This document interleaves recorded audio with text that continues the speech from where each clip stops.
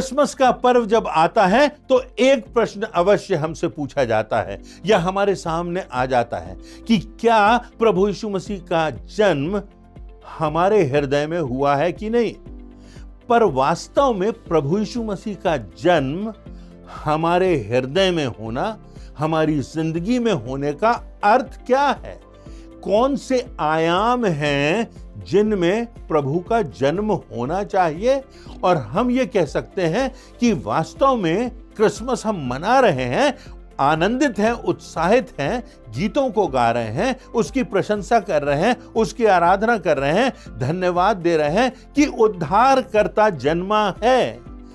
अब हम आज ये देखेंगे कि हिंदी चर्च ऑनलाइन के इस एपिसोड में हमारे जीवन के कौन कौन से आयाम हैं जिनमें प्रभु का जन्म होना चाहिए या प्रभु का जन्म होना अनिवार्य है। तो आइए इस विशिष्ट आराधना में, क्रिसमस के जुनून से भरी हुई आराधना में हम आपका स्वागत करते हैं, हम आगे बढ़ते हैं और इस बात को भी देख लेते हैं कि क्या वास्तव में प्रभु का जन्म हमारे जीवन के हर एक आयाम में हुआ है कि नहीं। तो हम उसकी स्तुति करेंगे, आराधना करेंगे, धन्यवाद देंगे, उसकी उपासना करेंगे, आनंद के साथ आगे बढ़ेंगे और उसके साथ परमेश्वर के वचनों को सुनेंगे जो चेतावनी के रूप में एक दर्पण के समान हमको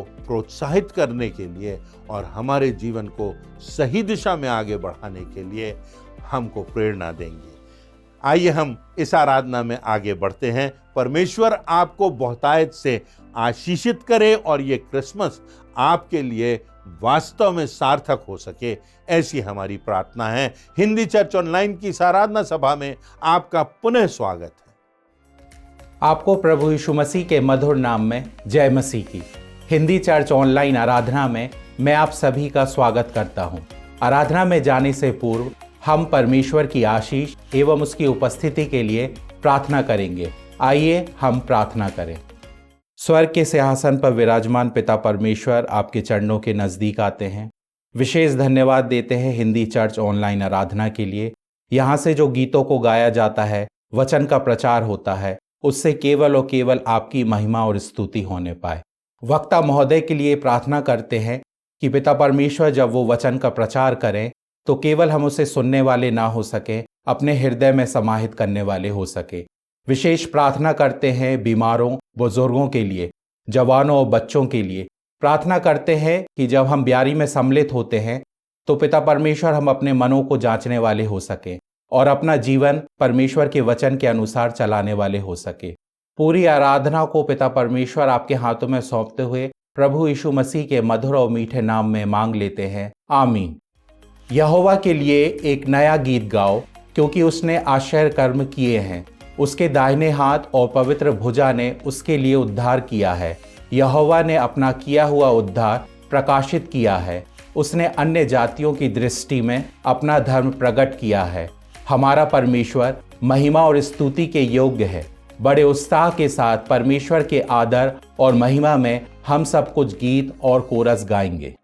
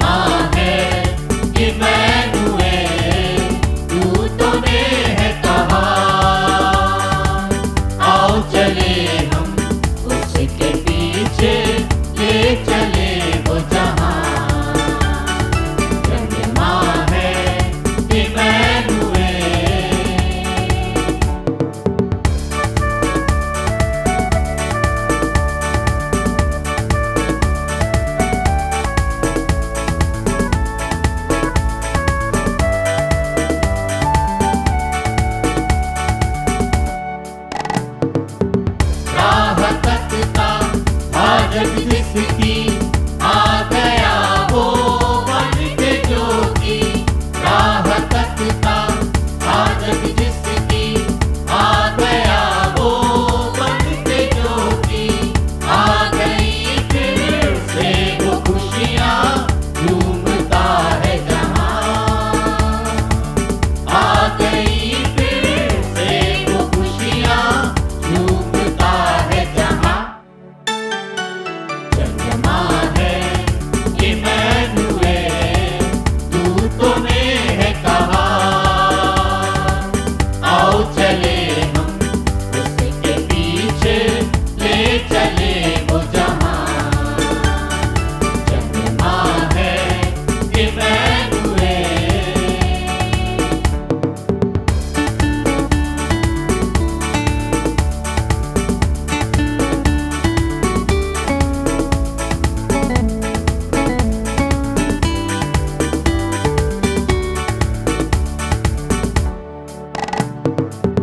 एक नए युग की हो रचना और नया जीवन हो अपना। एक नए युग की हो रचना और नया जीवन हो अपना। प्यार देने माफ करने आ गया रहनुमा। प्यार देने माफ करने आ गया रहनुमा। जन्मा है इमैनुएल दूतों ने है कहा आओ चले हम उसके पीछे ले चले वो जहाँ। जन्मा है इमैनुएल।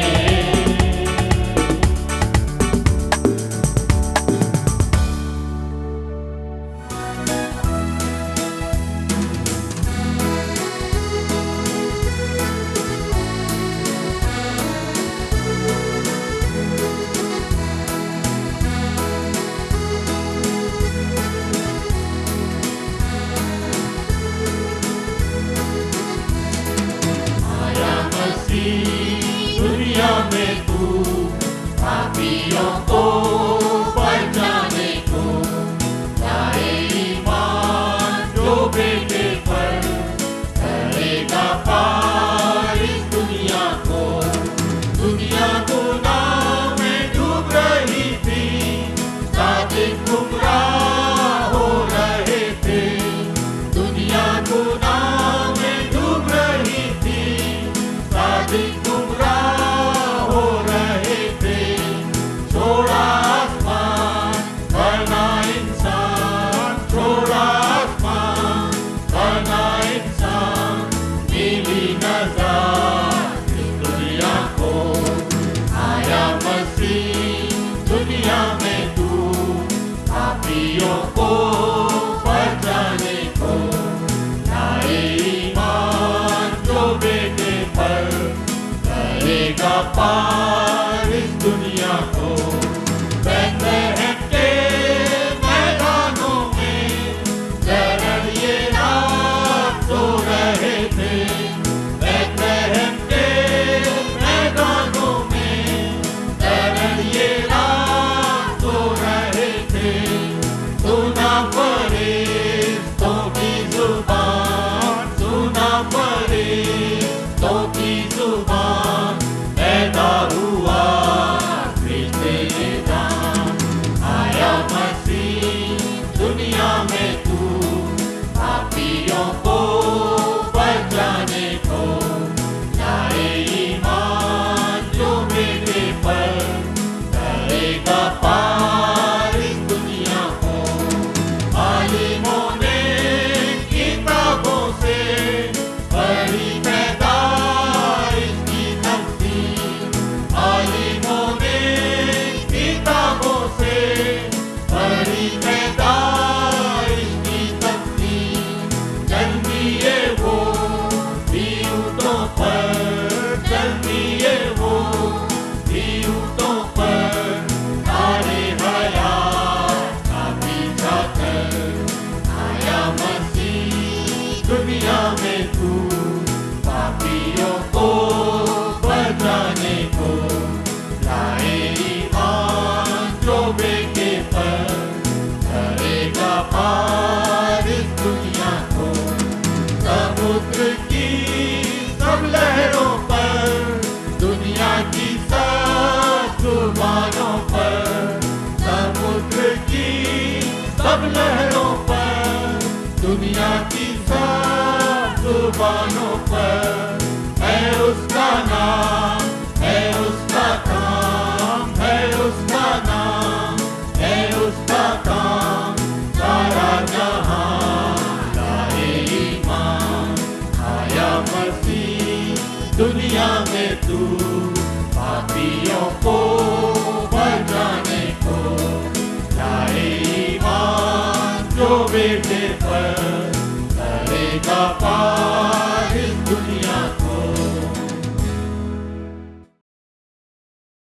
क्रिसमस के संदर्भ में यह बहुत सामान्य प्रश्न होता है कि क्या हमारे जीवनों में मसीह का जन्म हुआ है, परंतु इसका वृहद अर्थ क्या है, इस बात की ओर हमारा नजरिया क्या है। क्या हमने इस बात को सोचा है कि हमारी जिंदगियों में मसीह के जन्म होने का क्या अर्थ है। इस अर्थ को स्पष्ट करने के लिए कि मेरे और आपके मन में किसी भी प्रकार की शंका ना रहे, हम आज कुछ बहुत महत्वपूर्ण बातों पर चर्चा करेंगे। क्रिसमस को मनाते हुए क्रिसमस के इस उत्साहपूर्ण वातावरण में इस बात पर ध्यान करेंगे और निश्चित कर लेंगे कि प्रभु यीशु मसीह का जन्म हमारे जीवनों में, हमारे दिलों में हुआ है कि नहीं हुआ। मत्ती रचित सुसमाचार के 2 अध्याय की 4 आयत में हेरोदेस राजा याजकों एवं शास्त्रियों से प्रश्न करता है, मसीह का जन्म कहाँ होना चाहिए। यह बहुत अहम प्रश्न है। आज सैकड़ों शताब्दियां बीत जाने के बाद जब मसीह कहलाने वाले लोग यीशु मसीह के जन्मोत्सव को बड़े जश्न और उत्साह के साथ मनाते हैं, तब यह प्रश्न और भी सामयिक हो जाता है कि हमारे जीवनों में तथा हमारे परिवारों में यीशु का जन्म हुआ है कि नहीं। यीशु का जन्म कहाँ हुआ होगा, कहाँ हुआ है, यह प्रश्न हेरोदेस की ओर से आता है, पर हमारे लिए यह प्रश्न बहुत प्रमुख है आज के संदर्भ में। प्रभु यीशु मसीह ज्योति बनकर इस संसार में आया, उसने ज्योति की गवाही दी। यह त्रासदी की बात रही कि मनुष्यों ने ज्योति की अपेक्षा अंधकार को अधिक प्रिय जाना, क्योंकि अंधकार जो था वो सांसारिकता से भरा हुआ है, सांसारिक प्रलोभनों में भरा हुआ है। वचन में प्रभु यीशु मसीह तथा उसकी शिक्षाओं को ज्योति और शैतान को पाप और बुराइयों का अंधकार कहा गया है। साथ ही यह भी कहा गया है कि उठ प्रकाशमान हो, क्योंकि तेरा प्रकाश आ गया है और यहोवा का तेज तुझ पर उदय हुआ है। सारे संसार में शैतान ने विभिन्न प्रकार से अंधकार फैलाकर रखा है। कहीं रूढ़िवाद है, कहीं परंपराएं हैं जो कि झूठी हैं, आधारहीन हैं, कहीं खोखले रीति रिवाज हैं, कहीं सामाजिक कुरीतियां हैं, कहीं धार्मिक आडंबर है, कहीं टोटकों टोनों की बातें हैं, कहीं अंधविश्वास की बातें हैं। इन सब बातों के द्वारा शैतान ने संसार में अंधकार फैलाया है। प्रभु यीशु मसीह ने इस दुनिया में आकर स्वयं अंधकार को अपनी ज्योति के द्वारा प्रकट किया। उसने बताया कि ज्योति का फल सब प्रकार की भलाई, धार्मिकता और सत्य है। मार्ग, सत्य और जीवन उसमें है।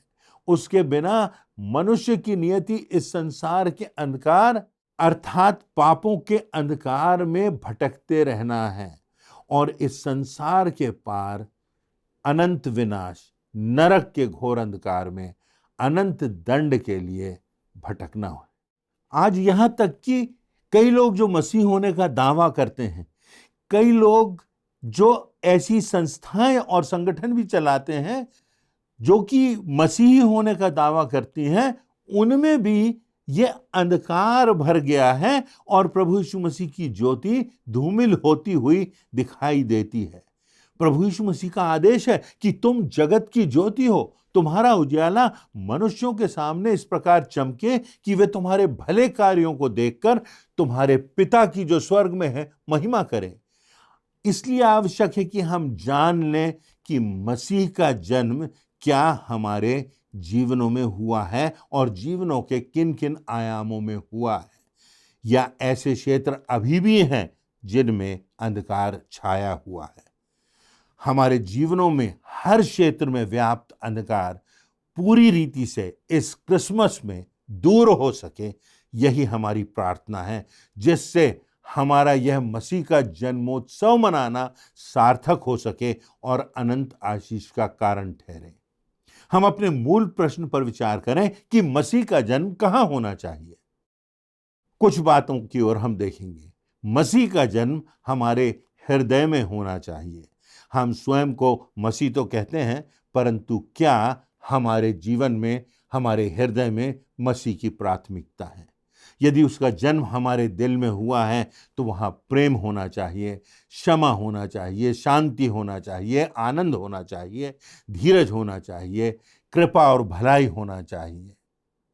यदि हमारे हृदय में आज भी घमंड है, अहंकार है, स्वार्थ है, जलन भाव है, डाह है, निंदा है, प्रतिशोध की भावना है, दुष्टता की युक्तियों से हम भरे हुए हैं, तो वास्तव में मसीह का जन्म हमारे हृदयों में नहीं हुआ।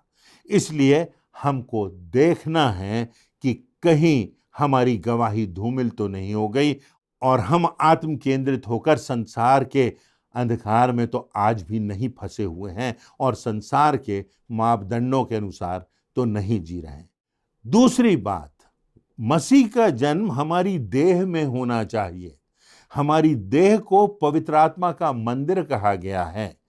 परमेश्वर के वचन में, प्रभु यीशु मसीह के उद्बोधन में हमारी देह पवित्र आत्मा का मंदिर है। यह मंदिर जब तक पवित्र और साफ नहीं होगा तब तक परमेश्वर का निवास इसमें नहीं होगा। जब तक हर एक वर्जित और निषिद्ध वस्तुएं इस शारीरिक जीवन से दूर नहीं होंगी, इस शरीर से दूर नहीं होंगी, तब तक यह कैसे परमेश्वर का मंदिर पवित्र होगा। हम स्वयं जांच कर देखें कि क्या हमारे शरीर में अभी भी दुष्कामना है, दुर्वासना है, व्यभिचार है, लोभ है, लालच है। इन सब बातों से यदि हमारी मानसिकता प्रभावित है, हमारा शरीर और हमारा व्यवहार प्रभावित है, तो हमारी देह में यीशु का जन्म नहीं हुआ है। तीसरी बात, हमारी वाणी में प्रभु का जन्म होना चाहिए। मसीहियों की वाणी, जो अपने आप को मसीह होने का दावा करते हैं, क्या हमारी वाणी पर हमारा नियंत्रण है? इसके बिना हमारी भक्ति व्यर्थ है। यदि हम अपनी जीभ पर हम नियंत्रण नहीं करते, हमारी जीभ पर पवित्र आत्मा का नियंत्रण नहीं है, तो हमको यह समझना है कि मसीह का जन्म वास्तव में हमारी जिंदगी में नहीं हुआ है। उन 7 बातों का वर्णन है जिनसे यहोवा घृणा करता है, और उनमें एक बात है जो झूठ बोलने वाली जीभ। परमेश्वर झूठ बोलने वाले मनुष्यों से, झूठी साक्शियां देने वालों से और भाई कहलाकर झगड़ा कराने वालों से परमेश्वर घृणा करता है। कितने लोग अपने आप को भाई कहते हैं, परंतु कथनी और करनी में अंतर है। भाई तो कह रहे हैं, हो सकता है संबंधों में भी भाई हों, परंतु उनके मन में घृणा और जलन और कपट भरा हुआ है।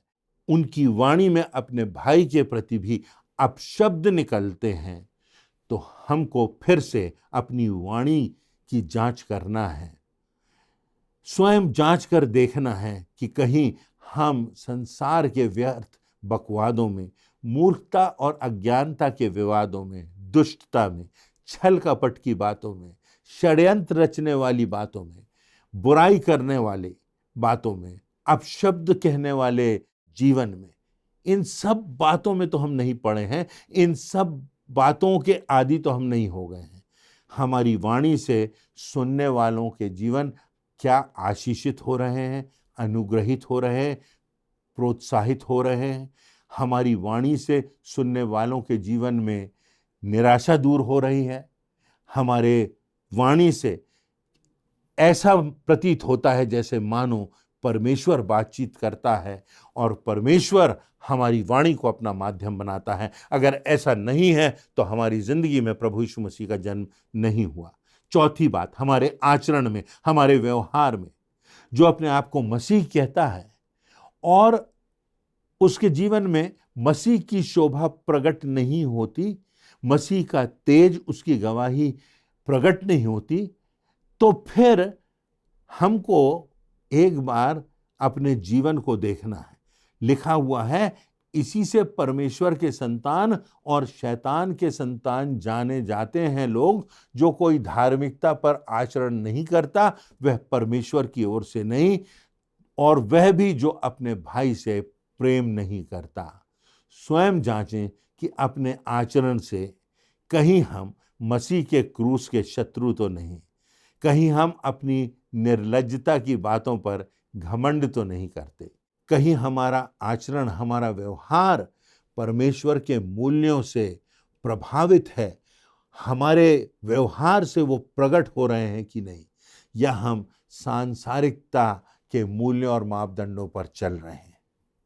इन बातों को हमें देखना है। मसीह का जन्म, पांचवी बात, हमारे कार्यों में हुआ है कि नहीं। हमारे कार्य क्या हमारे मसीह पर विश्वास की गवाही देते हैं? हमारे जो कार्य हैं क्या इस बात की गवाही देते हैं कि हम परमेश्वर के लोग हैं, हम परमेश्वर के रास्ते पर चल रहे हैं? हमारे जीवन में प्रभु यीशु मसीह के रक्त की छाप लगी है कि नहीं? हमारे भले कार्यों से परमेश्वर की महिमा होना चाहिए। हमारे कार्यों से परमेश्वर का प्रेम, परमेश्वर की विश्वास योग्यता, परमेश्वर के प्रति समर्पण दिखाई देना चाहिए। हमको अपने कार्य लगन से, परिश्रम से, कर्मठता से, ईमानदारी से और यहाँ तक कि अपेक्षा से कहीं अधिक बढ़ करके करना है, जिससे हमारे जीवन से प्रभु यीशु मसीह की चमक दिखाई दे, उसकी शोभा दिखाई दे, उसका प्रेम दिखाई दे, उसकी विनम्रता दिखाई दे, उसका स्वरूप, उसका प्रतिरूप दिखाई दे। स्वयं जांच कर देखें कि क्या मैं और आप परमेश्वर के वचन के अनुसार कार्य कर रहे हैं, या हम शैतान के उपकरण बन गए हैं और परमेश्वर की योजना में बाधक बन रहे हैं। ऐसा तो नहीं कि कहीं हमारे जीवन में सुस्ती ने, आलस्य ने, अकर्मण्यता ने, फलहीनता ने, बहानेबाजी ने स्थान ले लिया है और हम इन सब बातों में फंस गए हैं और समर्पण से, सच्चाई से, परिश्रम से प्रभु यीशु मसीह के लिए कार्य करने में आगे बढ़ते जाते हैं या नहीं। आज हमें अपने जीवनों में मसीह के जन्म से संबंधित इन बातों को देखना है। क्या इस क्रिसमस पे हमें इस बात की निश्चितता है कि हमारे दिलों में प्रभु यीशु मसीह का जन्म हुआ है, और अगर हुआ है तो हमारे जीवन में वो परिवर्तन दिखाई देगा, जो परिवर्तन एक पश्चातापी जीवन में दिखाई देता है, जिसमें से प्रभु यीशु मसीह की शोभा प्रकट होती है। हमको यह भी देखना है कि क्या हमारी देह में वो पवित्रता है कि हम कह सकें, कि लोग देख सकें कि हाँ, प्रभु यीशु मसीह का जन्म हमारे जिंदगी में हुआ है। हमारी वाणी में क्या वो पवित्रता है, क्या वो प्रोत्साहन है, क्या वो प्रार्थना है, क्या वो लोगों को सही राह दिखाने की बात है? तब हम जानेंगे कि प्रभु यीशु मसीह का जन्म हमारे हृदय में, हमारे जीवन में, हमारी वाणी में हुआ है। हमारे व्यवहार में क्या ये दिखाई देता है कि प्रभु यीशु मसीह का जन्म हमारी जिंदगी में हुआ है? यदि हुआ है तो हमारे व्यवहार में यह बात दिखाई दे कि लोग देखकर कह सकें कि हम में प्रभु यीशु मसीह की शोभा दिखाई देती है, उसकी क्षमा, उसका प्रेम, उसकी निर्मलता, उसका व्यवहार, उसके व्यवहार की समानता में बढ़ने की सतत कोशिश दिखाई देती है कि नहीं? और क्या हमारे कार्यों में प्रभु यीशु मसीह की गवाही होती है कि नहीं? कि हम लोगों को उठाने में, निर्बलों को सामर्थ देने में, टूटे हुओं को जोड़ने में, निराशों को आशा देने में, भटके हुओं को मार्ग दिखाने में, सत्यता के रास्ते पर लाने में, परमेश्वर के मार्ग पर आगे बढ़ाने में, अनंत जीवन को प्राप्त करने के लिए हमारी बातों में, क्या इन बातों में, क्या इन कार्यों में, क्या इस आचरण में, क्या वास्तव में मसीह का जन्म हुआ है? तभी तो क्रिसमस की सार्थकता है। आज क्रिसमस हम मना रहे हैं, जो कि अच्छी बात है, जो खुशी की बात है, जो प्रेरणा की बात है। पर यह क्रिसमस हमको अवसर दे रहा है कि हम देख लें कि इस संसार में तो प्रभु का जन्म हुआ है, बैतलहम की चरनी में तो प्रभु का जन्म हुआ है, इतिहास में तो प्रभु का जन्म हुआ है। इस संसार को परिवर्तित करने के लिए परमेश्वर ने अपने पुत्र को बैतलहम की चरनी में तो भेज दिया है। पर क्या हमारे हृदय में, हमारी देह में, हमारी वाणी में, हमारे आचरण में, हमारे कार्यों में प्रभु का जन्म हुआ है कि नहीं? यदि नहीं हुआ तो आज भी अवसर है, आज भी मौका है। क्रिसमस में हम परमेश्वर के चेहरे में मुस्कान ला सकते हैं कि वास्तव में हमारे जिंदगी में उस प्रभु की शोभा दिखाई देती है, उसके कार्य दिखाई देते हैं जिनसे परमेश्वर प्रसन्न होता है और लोग कह सकते हैं कि ये परमेश्वर के लोग हैं, इनमें परमेश्वर का प्रकाश झलकता है, क्योंकि इनके जीवन में यीशु का जन्म हुआ है। परमेश्वर इन वचनों से हमें प्रेरणा भी दे, चेतावनी भी दे और नया जीवन जीने के लिए आगे बढ़ाता जाए, प्रोत्साहित करता जाए और उसके वचन के दर्पण में हम अपने आत्मिक जीवन को देखते हुए स्वर्ग के मार्ग पर आगे बढ़ते जाएं। परमेश्वर इस क्रिसमस पर मेरे और आपके जीवन को वास्तव में सार्थक करे और हमारे जीवन में क्रिसमस का आनंद परिपूर्ण हो सके, ऐसी मेरी कामना है, ऐसी मेरी प्रार्थना है। आज के आशीषित एवं प्रेरणादायक वचन के लिए हम परमेश्वर पिता और प्रभु के सेवक को धन्यवाद देते हैं। परमेश्वर का अनुग्रह उनके ऊपर बना रहे और आज का यह वचन हमारे पाँव के लिए दीपक और मार्ग के लिए उजाला ठहरे। हम न केवल इन वचनों को सुनने वाले बल्कि इन वचनों पर चलने वाले बने। अब समय है कि हम प्रभु की व्यारी में शामिल हों। हम परमेश्वर पिता के महानतम बलिदान, उसके पुत्र प्रभु यीशु मसीह को स्मरण करेंगे। प्रभु भोज में शामिल होने से पहले हम अपने मनों को तैयार करेंगे इस गीत के द्वारा।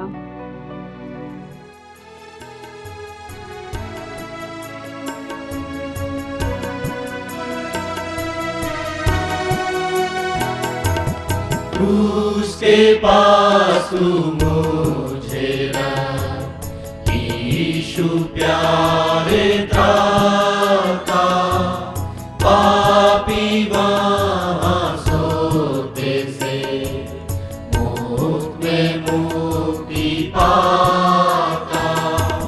क्रूस की मैं नेक बढ़ाई करूँगा, जब तक मैं आनंदित हूँ पाना पहुँचूँगा। क्रूस के पास जब आया मैं, प्रेम और कृपा पाई, वहाँ किरण सूर्य की मेरे दिल में आई। क्रूस की मैं नेक बढ़ाई करूँगा, जब तक मैं आनंदित हूँ पाना परमेश्वर की मेज़ तैयार है, लेकिन इसमें सम्मिलित होने से पहले बहुत आवश्यक है कि हम अपने आप को तैयार करें। जब आप इसमें सम्मिलित होते हैं, अपने आप को शरीर, मन और आत्मा के साथ तैयार करें, ताकि आप यीशु मसीह के दुखों को, दर्द को आप समझ सकें और उसका एहसास कर सकें। यीशु ने जिस रात जब वह पकड़वाया गया, रोटी ली और धन्यवाद करके तोड़ी और अपने शिष्यों को देकर कहा, लो खाओ, यह मेरी देह है जो तुम्हारे लिए तोड़ी जाती है, मेरे स्मरण के लिए यही किया करो। इसी प्रकार उसने खाने के पीछे कटोरा भी लिया और धन्यवाद करके कहा, यह कटोरा मेरे उस लहू में जो तुम्हारे लिए बहाया जाता है नई वाचा है। जब जब तुम इसे पियो, मेरे स्मरण के लिए यही किया करो। आइए हम प्रार्थना करें। प्रेमी दयालु परमेश्वर, हम आपका धन्यवाद, महिमा, बड़ाई करते प्रभु। केवल आप आदर, महिमा, स्तुति के योग्य परमेश्वर। धन्यवाद देते हैं आपके बलिदान के लिए प्रभु, जिसके द्वारा हमें पापों की क्षमा मिली, नया जीवन मिला। जब हम परमेश्वर इस मेज में सम्मिलित होते हैं, हम आपके दुख दर्द का एहसास कर सकें प्रभु, और अपने जीवन को हम पापों से बचाकर आपके उद्धार के मार्ग पर लगातार बढ़ते चले जाएं। जितने भी लोग इसमें सम्मिलित होते हैं प्रभु, हर एक पर आपका आशीष का हाथ बना रहे। आमीन। परमेश्वर की मेज़ तैयार है। जितनों ने प्रभु यीशु मसीह के नाम से बपतिस्मा लिया है, आप सब बड़े विश्वास के साथ इसमें सम्मिलित हो सकते हैं।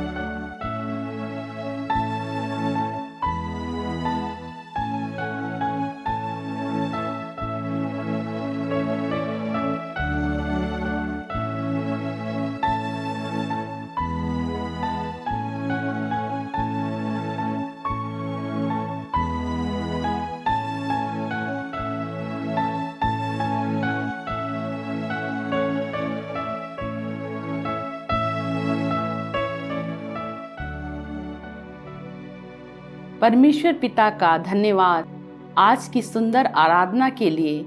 निश्चित रूप से आज की इस विशेष आराधना से हम सभी आशीषित हुए हैं। परमेश्वर की उपस्थिति का अनुभव करते हुए हम अपने स्थानों पर खड़े हो जाएं और अंतिम प्रार्थना में जाएंगे। प्रार्थना के बाद हम एक कोरस गाएंगे और परमेश्वर की आशीष ग्रहण करके आज की इस आराधना को समाप्त करेंगे। आइए हम प्रार्थना करें। पिता परमेश्वर, हम तेरा धन्यवाद करते हैं कि हम इस आराधना के द्वारा तेरे साथ संगति, सहभागिता कर सके, तेरे सामर्थी प्रभावशाली वचन को सुन सके। यह वचन हमारे जीवन में बहुतायत से फल लाने वाला हो और हमारे जीवन को आशीषित करने वाला हो।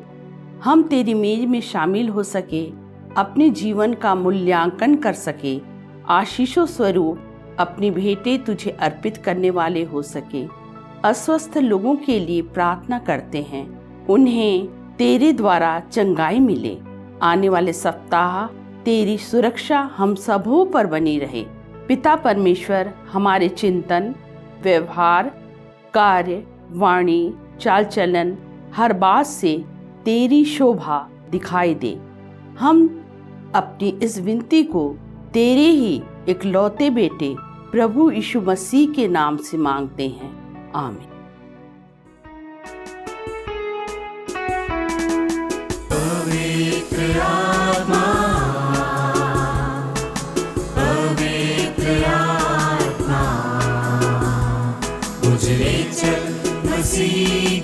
चरणों में पवित्र आत्मा, पवित्र आत्मा, पवित्र आत्मा, उजले चल मसीह के चरणों में पवित्र आत्मा, सिर्फ तेरे लिए यीशु, तेरे लिए, सिर्फ तेरे लिए यीशु, तेरे लिए, सिर्फ तेरे लिए यीशु, तेरे लिए मैं हाथ उठाता हूँ,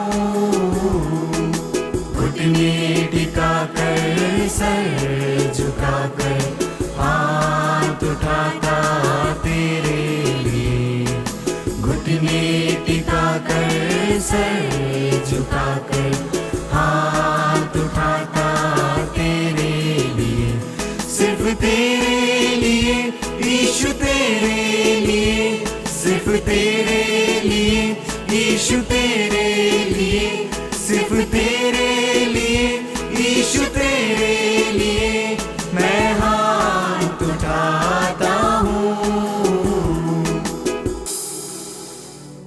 आइए हम परमेश्वर पिता की आशीष ग्रहण करें। अब पिता परमेश्वर का प्रेम, प्रभु यीशु मसीह का अनुग्रह और पवित्र आत्मा की शांति और सहभागिता हम सब विश्वासियों के साथ आज से लेकर अनंत काल तक बनी रहे। आमीन।